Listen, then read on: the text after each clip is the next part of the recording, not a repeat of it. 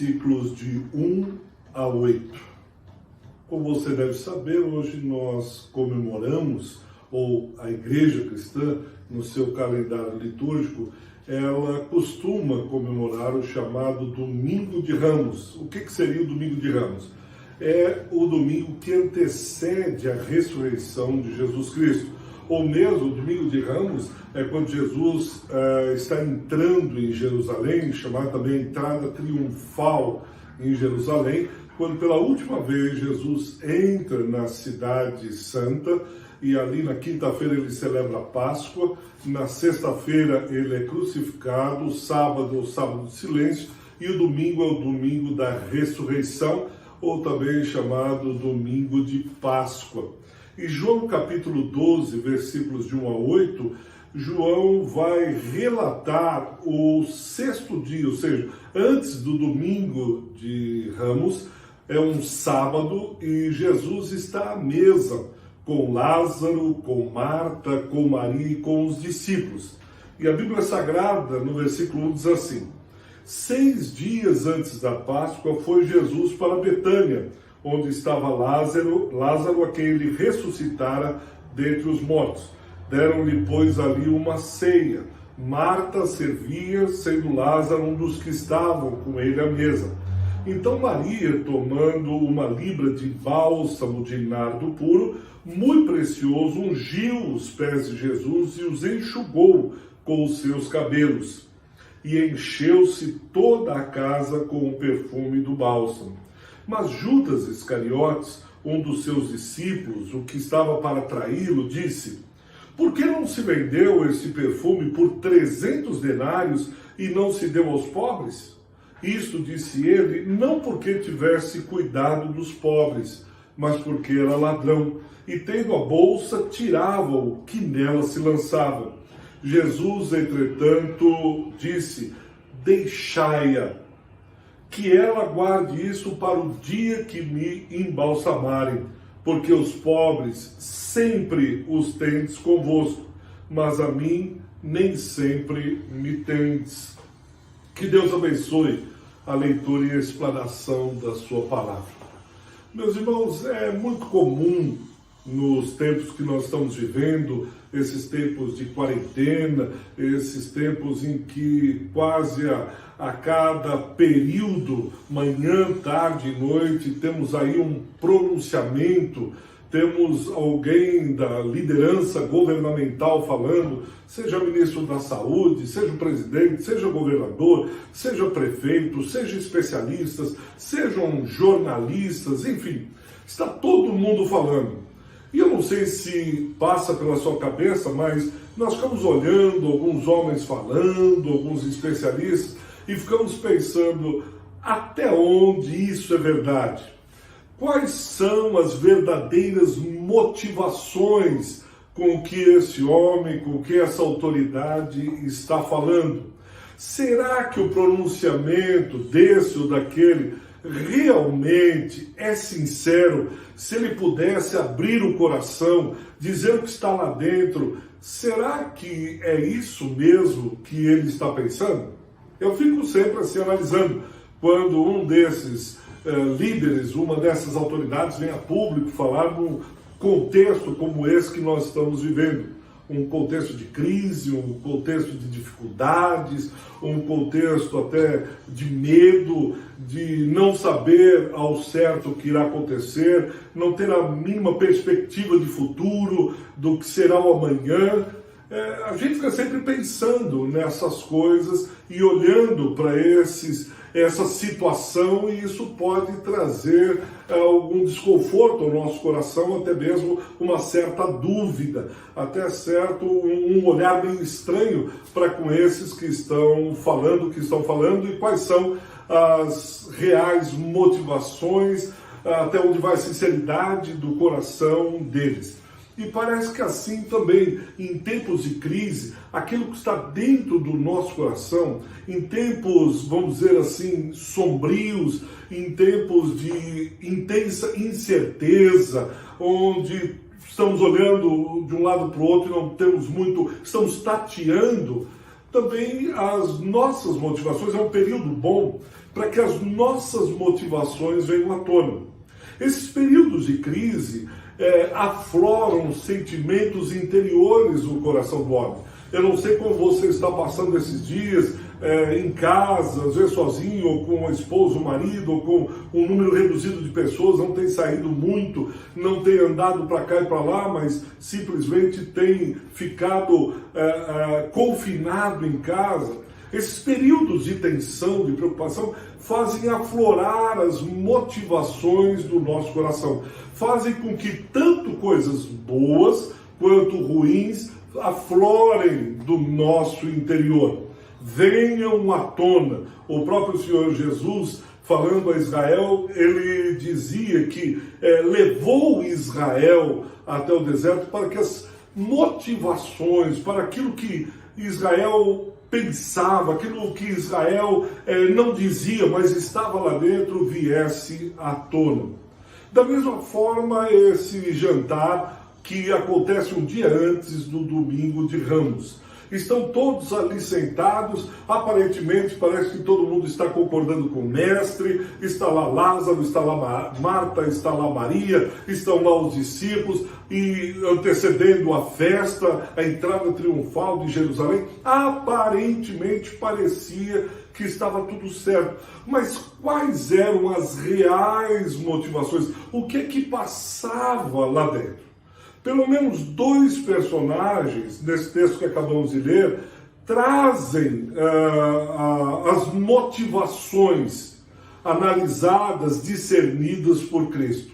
O primeiro personagem que aparece é Maria, aí no versículo 2 e 3. Diz que Maria servia, Marta servia, e Maria, no versículo 3, Maria vem e derrama aos pés de Jesus um bálsamo com um nardo puro, um perfume caríssimo na época. E ela uma maneira dela demonstrar gratidão, é uma maneira dela demonstrar o quanto ela estava alegre, o quanto ela estava feliz com Cristo, o quanto ela amava Cristo, o quanto ela queria demonstrar de alguma maneira essa gratidão que estava no coração dela.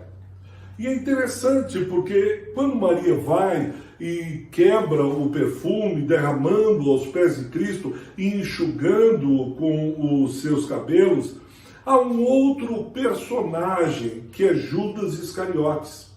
Judas olha aquela cena e ele faz aí um questionamento, ele faz uma pergunta, um arrazoamento muito sério. Ele diz no versículo 5, ora, ao invés de Maria fazer isso, ao invés de Maria quebrar esse perfume caríssimo, por que ela não pegou esse perfume, vendeu, com o dinheiro que ela arrecadasse, ela daria aos pobres?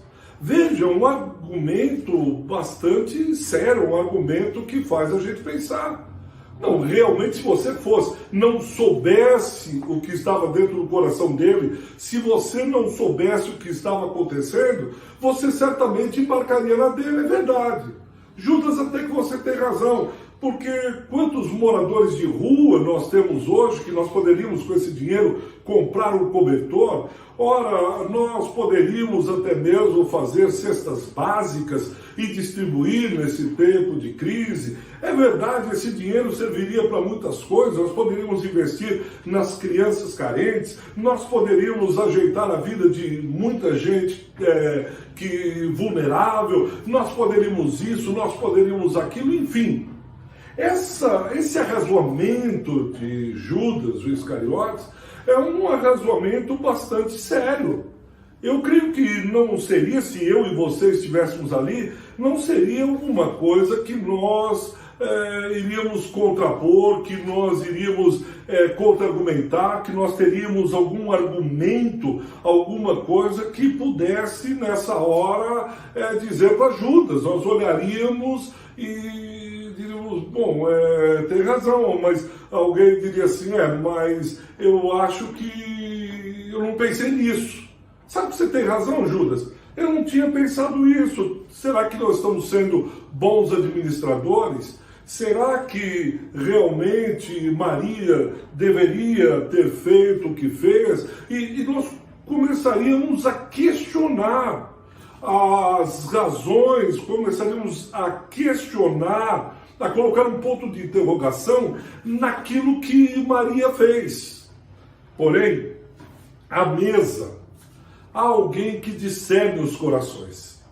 À mesa, há alguém que não se leva pelas ações.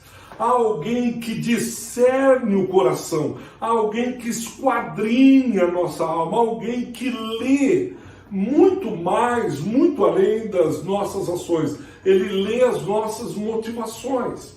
E muitas vezes, não são poucas vezes, nós vamos ser incompreendidos. Não são poucas as vezes que as nossas ações serão questionadas. Não vão ser raras as vezes que as pessoas vão questionar aquilo que nós fazemos para o Mestre, se deveríamos ter feito o que fizemos, se não poderíamos ter feito isso ou aquilo outro. Nós precisamos entender essa situação, porque essa situação que Maria está passando é uma situação que talvez você esteja passando. Você, mãe, numa ação com seu filho, sendo incompreendida por ele. Você, pai, sendo incompreendido nesse momento pela sua família, pelo seu cunhado, pelos seus parentes, até mesmo pela própria igreja. Algumas ações que você teve que eram motivações justas, honestas, singelas, puras, nós vamos também ter essa incompreensão, e não é incompreensão de qualquer um, não. É a incompreensão de um discípulo que está à mesa com o Mestre. Nós não estamos falando de alguém estranho, um penetra, um bicão que sentou à mesa. Nós estamos falando de um discípulo que por 3 anos esteve lado a lado com o Mestre, esteve sendo discipulado pelo Mestre, ele expulsou demônios, ele viu a cura de pessoas, ele viu os enfermos sendo levantados, enfim. É alguém que tem know-how, é alguém que tem caminhada, é alguém que tem experiência. Ao mesmo tempo, perceba Maria. Aqui o texto não fala que Maria disse qualquer coisa, mas imagine a situação de Maria. Ela está sendo exposta na frente de todo mundo. Estão todos no jantar, e ali ela é questionada. Ali Judas coloca uma placa de interrogação no coração de Maria, dizendo: será que essa ação, será que essa atitude que você tomou realmente deveria ser feita, realmente deveria ser realizada? Digo mais uma vez, os discípulos de Cristo, aqueles que amam a Cristo, em momentos de tensão, até mesmo em momentos de alegria, até mesmo sentados à mesa, vão ser questionados, vão duvidar das nossas motivações. E como que se não bastasse, Maria tem a ação, Judas julga essa ação, e a Bíblia Sagrada diz que ele só questionou isso, ele só duvidou de onde poderia ser empregado melhor as finanças, ele só questionou, só julgou aquela ação, questionando a motivação de Maria, porque ele era ladrão, ele não tinha nenhum interesse pelos pobres. Porque a Bíblia Sagrada, no versículo 6, diz que ele tinha a bolsa e ele de quando em quando tirava a bolsa, de quando em quando ele arrancava alguns denários de lá sem que ninguém o soubesse. Então a Bíblia Sagrada escancara as motivações de Judas Iscariotes. Agora, veja só, no versículo 7, ele começa dizendo: Jesus, entretanto. Quando eu li esse texto, eu fiquei pensando assim, bom, agora sim, agora Judas só esqueceu de um detalhe: Jesus está à mesa. Judas, você foi completamente ingênuo. Judas, era só dar uma olhadinha do lado que você vai ver, e você sabe disso, Judas, que aquele é quem lê os corações, não sabe? E aí Jesus talvez tenha se levantado, ou mesmo sentado, Jesus, entretanto, e aí eu fico pensando no coração de Maria. Ah, que bom, Jesus! Agora é a hora do Senhor falar tudo que está aqui. Agora é a hora que o Senhor vai me defender. Agora é a hora que o Senhor vai desmascarar esse traidor. Mas aí Jesus surpreende. Jesus diz simplesmente, deixai-a. Ô Judas, deixai-a, que ela guarde isso para o dia que me embalsamarem. Judas, não, o pessoal não faz nada, deixa quieto. Não deixa. Você já imaginou o coração de Maria? Ela foi exposta na frente de todos. Foi questionada. Ela foi, de uma certa maneira, humilhada naquele jantar. E ela estava ali com um mestre. Ela estava lá querendo agradar um mestre. Ela não estava atrás de dinheiro, de fama, de status. Ela estava desejando agradar um mestre. E o que acontece? Ela é exposta. E aí o mestre simplesmente vem e diz, não, deixai-o. Eu creio que no coração dela, ela poderia ter pensado, poxa, mestre, agora que eu achei que o Senhor ia tomar a minha defesa, agora que eu achei que o Senhor iria desmascará-lo, agora que eu achei que o Senhor ia expor esse ladrão para todo mundo, agora era a hora do Senhor me defender, agora era a hora do Senhor levantar, bater na mesa e dizer, vamos colocar os pingos nos is. Judas, você só fez isso porque você é ladrão, você rouba, você é um sem vergonha, mau caráter. E Jesus não faz nada disso, deixai-o. Ela me ungiu agora, ela está guardando. É como se a impressão que passa assim, empurra com a barriga. Poxa, Jesus, então quer dizer que eu tenho uma atitude dessa? Quer dizer que eu fui ferida, magoada, questionada, e o Senhor simplesmente se levanta e diz, deixai-a. O Senhor jogou a coisa para frente, o Senhor não quis resolver, o Senhor não quis encarar no olho de Judas e dizer umas verdades para ele. Entre nós aqui não é assim que muitas vezes a gente se sente? Você já não se sentiu assim? Quando você fez algo com o coração puro, quando as suas motivações foram sinceras, e você é questionado, é confrontado, é julgado, mal julgado, e o mestre parece se calar, o mestre parece dizer, deixa o barco correr, segue o jogo, lá na frente, depois que eu terminar algo que é importante aqui, a gente vai falar sobre isso. No momento, vamos deixar quieto. No momento é melhor não dizer nada. Você já não se sentiu assim muitas vezes?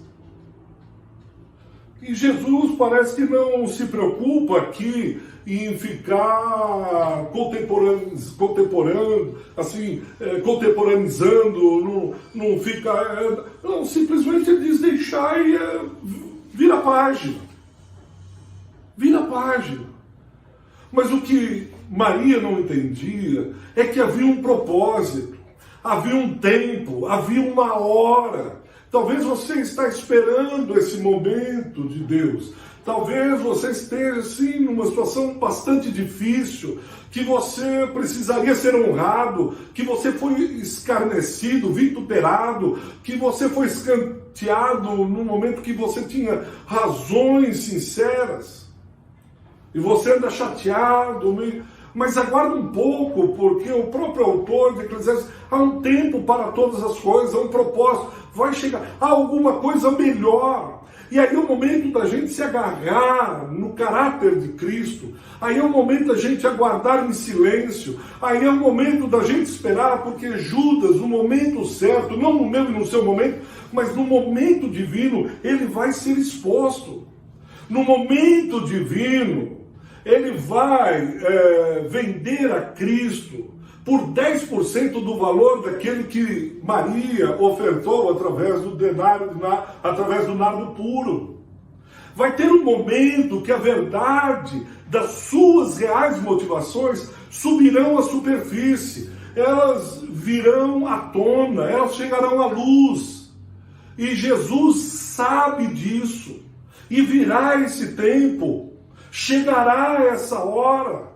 Isaías 55:8 diz: porque os meus pensamentos não são os vossos pensamentos, nem os vossos caminhos, os meus caminhos, diz o Senhor.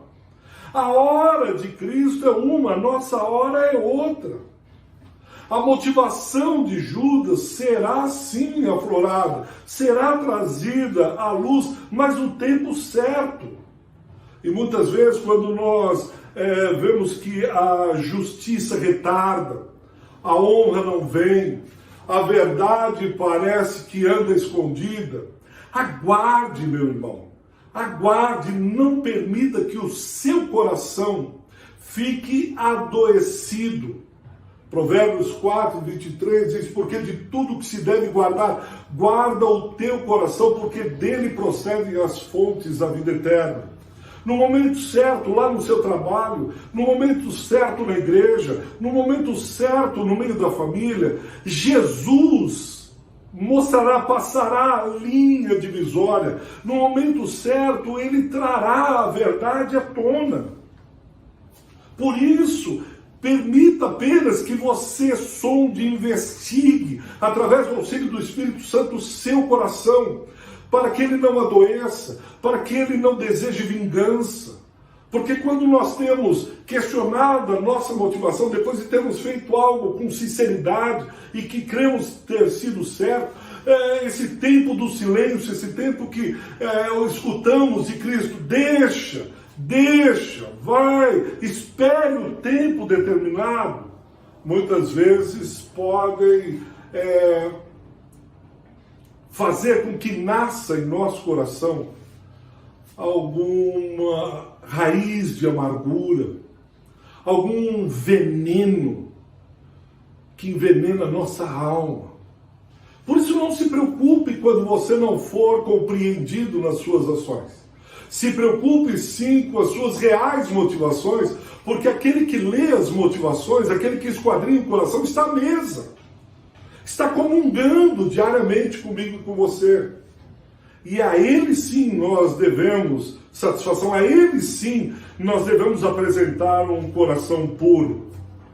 E eu creio que se eu pudesse explicitar ou colocar algumas palavras que Jesus poderia ter dito, eu diria mais ou menos assim: deixai-a. Virá o tempo em que suas motivações e ações receberão o devido crédito. Deixai-a, porque o reino está próximo. Deixai-a, no devido momento eu lhe recompensarei por todos esses sofrimentos. Deixai-a, porque a história dela será contada por toda a eternidade. Deixai-a, porque dela, Maria, é o reino dos céus. Deixai-a, porque naquele dia, o grande dia, até mesmo um copo d'água que foi dado com amor e carinho no nome bendito do nosso Salvador fará a diferença. Deixai-a por hora, deixai-a. O que Deus está dizendo?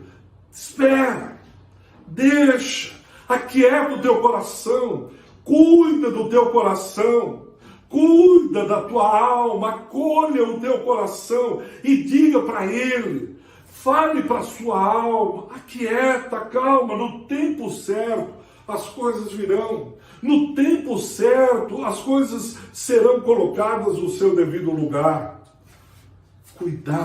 Cuidai do seu coração, espere, deixa por enquanto, que chegará o tempo certo. Mas o versículo 9 tem um grupo de personagens aí que são os religiosos. São os fariseus, são os saduceus. E eles estão indo não lá mais na mesa, lá na ceia, mas eles estão também rodeando, querendo ver Lázaro, o qual Jesus havia ressuscitado. E era o momento que eles estavam se dirigindo a Jerusalém. Alguns já estavam em Jerusalém para celebrarem a Páscoa. E é interessante as motivações deles. Diz que eles foram lá para Jerusalém, entre aspas, para celebrar a Páscoa, mas eles se aproximam, os principais sacerdotes, no versículo 10, para matar a Lázaro. Quem é Lázaro? É a evidência, a prova cabal daquele que tem autoridade sobre a morte, daquele que derrotou a morte. Eles vão em direção a Jerusalém, querem ver Lázaro, querem ver a Jesus, mas não para celebrar a Páscoa, não para a alegria de estar junto com Lázaro, não para a alegria da celebração da Páscoa. Eu queria que você atentasse a isso. Eles estão se dirigindo para preparar a grande celebração, instituída lá em Êxodo 12, Êxodo 14, eles estão passando pelo Mar Vermelho, o povo de Israel sendo liberto do jugo e da opressão de Faraó. É isso, essa é a razão porque eles estão indo até Jerusalém celebrar. Essa é a razão porque eles estão indo comemorar com o cordeiro, ervas amargas, uma festa bonita, no dia 14 de Nissan, algo maravilhoso. Mas a cena parece de celebração, mas o coração deles está longe, o coração deles está cheirando morte, o coração deles está cheirando, está com um odor de vingança, não é possível, vamos matar a prova, vamos matar Lázaro, não tem nada de vida. Eles deveriam estar celebrando o fim da escravidão, o fim do jugo opressor. Eles deveriam estar celebrando com a sua família, deveriam estar celebrando com seus patrícios, deveriam estar celebrando com outros que também têm a mesma fé, têm a mesma crença. Eles deveriam estar glorificando, dando aleluias, hosanas àquele que os libertou como mão forte do Egito. Mas o que é que eles estão fazendo? O que é que está no coração deles? Vamos matar Lázaro. Vamos acabar com Jesus. E se você estiver com a Bíblia aberta, veja lá em João, capítulo 11, versículo de número 53. Isso já vinha no coração deles. Eles resolveram, quando viram, souberam que Lázaro havia ressuscitado, eles intentaram, combinaram, armaram, matar a Lázaro e a matar a Jesus. Deliberadamente, eles dizem, nós precisamos acabar com isso. Que sentimento é esse? Que para manter uma fé, uma alegria, eu preciso exterminar o outro. Que motivação é essa? Que eu preciso ver o outro morto para que a minha alegria, para que a minha fé, para que a minha religião continue. A desgraça do outro é o alicerce da minha fé. Para que o meu céu permaneça, eu preciso que a vida do outro seja abastecida de inferno. Para eles, o que sustentava o céu deles era ver o outro no inferno. Eu quero ver Lázaro morto. Eu quero ver Cristo morto. Eles não creem na ressurreição, mesmo vendo. Quais são as motivações que afloram em nosso coração nesse período de tensão, de crise, de isolamento, de angústia, de dor, de tristeza? E é interessante, se você ainda estiver com a sua Bíblia aberta, se pudesse ler João capítulo 11, versículos 47 e 48, me permitam ler. João 11, 47, então os principais sacerdotes e os fariseus convocaram o sinédrio e disseram, que estamos fazendo uma vez que esse homem opera muitos sinais?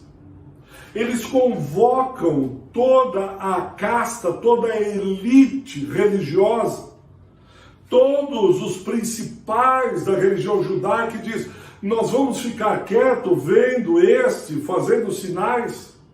Nós vamos ficar de boca fechada? Eu fico imaginando que talvez alguém tenha levantado a mão e disse: muito bem, então vamos aqui glorificar, dar graças a Deus, porque alguns estão sendo curados, outros estão sendo abençoados. Pelo contrário, olha o versículo 48. Olha qual é a motivação que agora é colocada para fora. Se o deixamos assim, se deixamos Jesus livre, se deixamos o bem correndo solto, se deixarmos esse homem que faz o bem sozinho, todos vão crer nele. Agora, pior do que crer nele, os romanos virão e tomarão não só o nosso lugar, como também a nossa nação. Olha qual é a motivação dos principais religiosos. Olha qual é o pensamento dos líderes religiosos. Se nós deixarmos esse homem sozinho, muitos virão a crer nele. E aí os romanos vão vir e vão tirar a gente do nosso lugar, vão tirar a gente do nosso espaço. E não só isso, vão tomar a nossa nação. É assustador isso. É bizarro ouvir isso de uma liderança religiosa. A questão não é se o bem está sendo feito, se Jesus realmente, a sinceridade no coração dele, se o que ele faz abençoa ou não o povo. Não é essa a motivação deles. A motivação é assim: nós vamos perder o nosso lugar. Nós vamos perder o nosso espaço, a nossa zona de conforto, o nosso status, a nossa proteção, talvez a nossa casa. Nós vamos perder aquilo que a religião nos deu. Nós vamos perder todo aquele conforto que a religião nos proporcionou. Nós não podemos permitir isso. E essa lógica, e para mim isso é o que mais me assusta, é a mesma lógica de Faraó em Êxodo capítulo 1, versículo 9. Êxodo capítulo 1, versículo 9, o povo de Israel vem crescendo no Egito, o povo de Israel vem prosperando, vem sendo abençoado por Deus, os filhos, a prosperidade, etc. Diz que Faraó olha e diz: esse povo está crescendo muito, nós precisamos fazer alguma coisa, caso contrário, esse povo irá se ajuntar, irá tirar o nosso espaço, tomará a nossa nação. É a mesma lógica do opressor. Aquele povo, aqueles judeus que foram oprimidos no Egito, agora oprimem os discípulos de Jesus. Aqueles que outrora eram oprimidos pelo jugo e mão pesada de Faraó, são os mesmos que estão arquitetando, que estão maquinando para tirar aqueles que estão vindo, que estão crendo em Jesus, para que eles não percam poder, espaço. Claramente uma estratégia de poder, a mesma de Faraó no Egito. Não difere em nada. Pode ler lá na sua casa, Êxodo capítulo 1, versículo 9. A questão aqui é só de poder. É uma guerra de poder, não tem nada a ver com Cristo, com religião, com fé, com amor. Se nós deixarmos Jesus de Nazaré crescer, nós perderemos o espaço. Se nós fôssemos levar para a vida cristã isso, eu fico imaginando quantas vezes não queremos abafar o nosso irmão, abafar o nosso colega de trabalho, quantas vezes não desejamos sufocar esse ou aquele, para que nós não venhamos a perder espaço de poder. Quantas vezes nós não queremos a alegria desse ou daquilo outro, porque não queremos perder a nossa alegria. Alguém certa vez disse: é mais fácil chorar com os que choram do que alegrar-se com os que se alegram. E é verdade. A gente pode chorar com quem está chorando, e ele está lá embaixo, etc. Mas como é difícil a gente se alegrar, como é difícil a gente celebrar com alguém que está alegre, que está tendo sucesso, que está sendo próspero, sendo ajudado por Deus de uma maneira extraordinária. Esse ciúmes religioso é doentio. Esse desejo exacerbado pelo poder é malévolo. não vem de Deus, eles querem exterminar. E quando Jesus vai entrando, e o povo, lá no versículo 13, e Jesus entrando em Jerusalém, dizendo: Hosanas, bendito que vem em nome do Senhor, aquele que é rei em Israel. E Jesus vem entrando num jumentinho, como o rei da paz, o príncipe da paz, o Shalom de Israel. Ele faz exatamente a lógica contrária. Ele que poderia entrar em pompas, num cavalo branco como grande general, ele entra num jumentinho dizendo: vocês não estão entendendo, eu vim trazendo paz, como mensageiro da paz. Eu vim como aquele que está trazendo o amor, eu vim pelo amor, eu sou o amor, eu sou a paz. Não há aqui disputa de poder. Não há, e o príncipe da paz, nesses momentos de intensa tensão, eu creio que ele precisa ministrar isso no meu e seu coração, e principalmente apaziguar a nossa alma, sossegar nossa alma. Precisamos aquietar um pouco para ouvir os brados de Hosana, bendito que vem em nome do Senhor, bendito aquele que está habitando em nós. Quem é esse? Esse é o rei da paz. Ele mesmo diz: eis que o teu rei vem, eis que o teu rei está aí. E no versículo 15, ele olha e diz: não temas, filha de Sião, eis que o teu rei aí vem, montado em um filho de jumenta. Não temas, não temas. A única coisa que devemos cuidar, guardar, examinar, são as nossas reais motivações.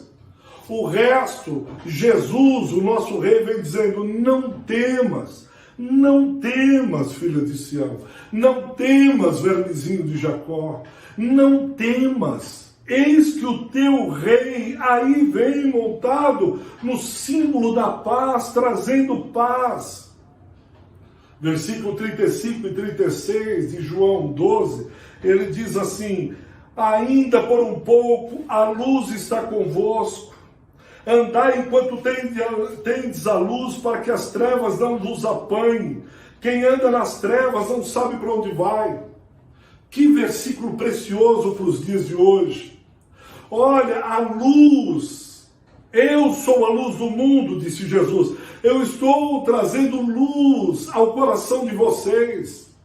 Eu trago luz às reais motivações de vocês. Não se perturbem, não tenham medo. Porque aqueles que são aclareados, iluminados pela luz, não tem por que temer, não tem por que ficar abalado, porque ele sabe para onde vai. Agora, aqueles que tiram o holofote do Espírito, a luz que vem e ilumina o coração, que sonda os nossos pensamentos, esses não sabem para onde vai, porque eles estão nas trevas, eles estão completamente perdidos. Mas os filhos da luz, os filhos do Rei da Paz, esses estão guardados, esses estão seguros, esses sabem para onde estão indo, porque estão andando no caminho, o único caminho, que é verdade e vida. Esses não precisam temer, esses não precisam ficar perturbados, esses podem bradar Hosana nas maiores alturas, bendito que vem em nome do Senhor, o Rei de Israel, o nosso Rei, o nosso Senhor Jesus Cristo. Por isso, a luz está aqui, a luz está aí, Jesus está em nossos corações. Por isso, sempre, permita que Ele esteja sondando o seu coração, permita que Ele esteja sempre encharcando o seu coração de paz, de amor e a segurança que temos em Cristo. Não somos norteados pelas adversidades, não somos pautados pelo sofrimento, porque aqueles que andam na luz sabem para onde vão, porque o príncipe da luz é que os guia. A luz verdadeira que é Cristo os guia. Por isso, não se perturbe, não temas. Talvez tenha que esperar um pouco, Ainda tem que aguardar mais um pouco, mas chegará o dia em que Ele trará luz a todas as coisas. Eu gostaria de orar com você e por você agora, em nome de Jesus. Obrigado, Senhor, porque o Senhor uma vez entrou em Jerusalém e também entrou no nosso coração. O Senhor entrou como Rei em nosso coração e fez o teu reinado dentro de nós. E nós somos imensamente gratos, porque o Príncipe da Paz habita em nós, aquele que sondas o coração e esquadrinha os nossos pensamentos, está conosco. A própria luz é aquela que nos ilumina. Por isso nós somos gratos ao Senhor e pedimos que o Senhor nos acompanhe nesses dias agitados, nesses dias de tanta insegurança, nesses dias de tanta tribulação, de tanto agito, informação e desinformação. Que o Senhor continue a trazer paz no nosso coração, a fim de que possamos caminhar contigo todos os dias até a consumação dos séculos. Que a tua bênção nos acompanhe, em nome de Jesus. Amém. Amém. Deus muito os abençoe.